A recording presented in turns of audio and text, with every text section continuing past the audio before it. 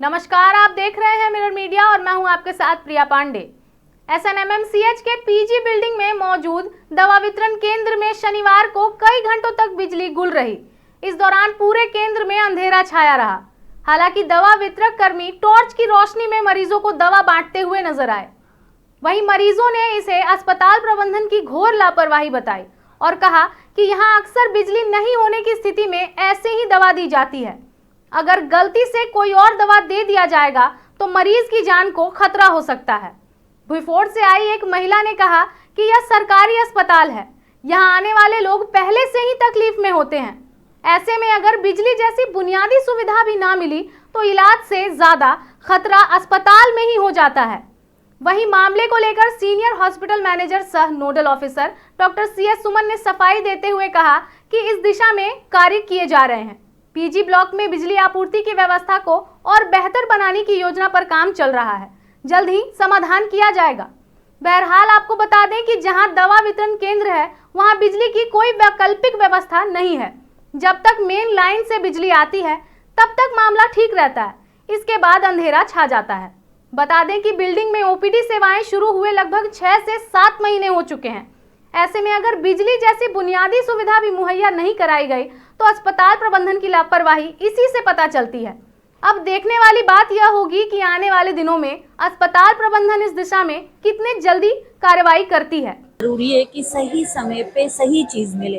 यदि negligence light की वजह से या कुछ पढ़ने में दिक्कत होती है तो उसका पेशेंट के ऊपर बैड इफेक्ट पड़ता है।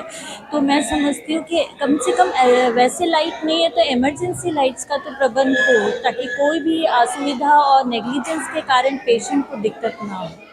सो आई प्रिफर कि हमेशा हॉस्पिटल्स वगैरह में इमरजेंसी लाइट का प्रबंध होना चाहिए। Thank you. अलग दिख रहा है कि दवाई लिखते हैं, यहाँ सब दवाई मिलता नहीं है। अच्छा।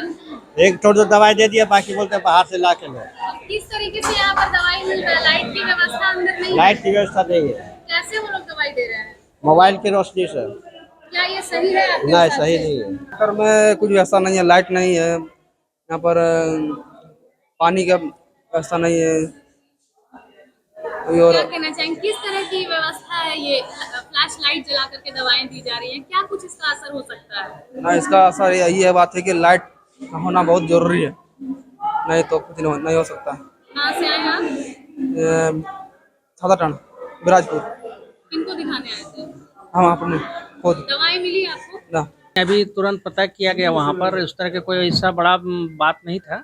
और बिजली कट जाने के बाद जो मेरा मेन पावर जो आदमी लोग है उसको स्टार्ट करने में थोड़ा सा समय लगता है, लेकिन आदमी उसमें बहुत उत्साहित नहीं होना चाहिए। उसमें थोड़ा सा टाइम का जो शेड्यूल था उसी के चलते होता है, और वहाँ पर हम लोग भेज के तुरंत स्टार्ट भी करवा दिए।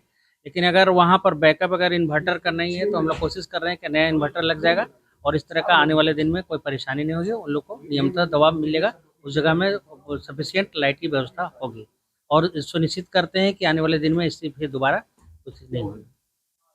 देखा जा रहा है कि पीजी ब्लॉक के खुले हुए लगभग 6 से 7 महीने हो गए हैं। इस दौरान अभी भी बिजली जो की मूलभूत सुविधा होती है, इस तरह की चीजों में भी ध्यान नहीं देखिए, दिया बिजली ही गया। नहीं, बिजली हुआ, पानी हुआ, वहाँ चीज़ें को थोड़ा सा कोऑर्डिनेशन में भी प्रॉब्लम हो रहा है। सारा चीज़ यहाँ से सेटअप वहाँ पर एक दूसरे जगह करने में, कोई दूसरे जगह अगर बिल्डिंग में कहीं पे गृह प्रवेश भी करते तो उसको भी टाइम लगता है। तो इस तरह हम लोग को भी टाइम लग रहा है, तो चीज़ें धीरे धीरे हो जाएगा और स्मूथ होगा।